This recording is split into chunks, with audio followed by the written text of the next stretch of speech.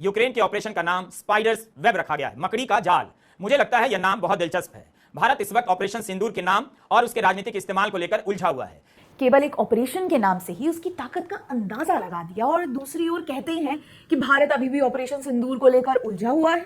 रवीश जी कहते हैं कि नाम से ही गंभीरता का पता चलता है। रंगों में सिंदूर भरे नेता मकड़ी के जाले की ताकत को समझने में विफल रहे। कलमा पढ़ने के लिए मजबूर करना, पैंट उतार कर खतना चेक करना, गैर मुस्लिम होने पर हत्या करना। ऐसे में जब हमला ही मजहबी था तो अगर जवाब में ऑपरेशन का नाम उस धर्म से जुड़ा हो जिसे धर्म को टारगेट किया गया है, तो आपकी अब तक क्यों चल रही है?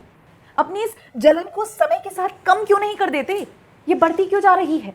जरा चेक कर लीजिए, कहीं सीट काली ना हो गई हो।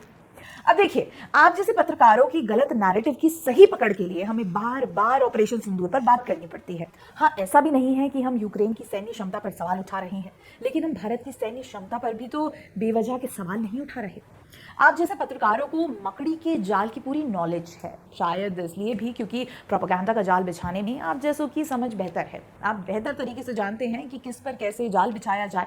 मगर सिंदूर के महत्व से परहेज है आपको, शायद इसलिए क्योंकि मोदी सरकार के कार्यकाल में आतंकवाद को मुंह तोड़ जवाब देने के लिए ऐसे ऑपरेशन चलाए जा रहे हैं। और शायद इसलिए भी क्योंकि सिंदूर सनातन संस्कृति का प्रतीक है।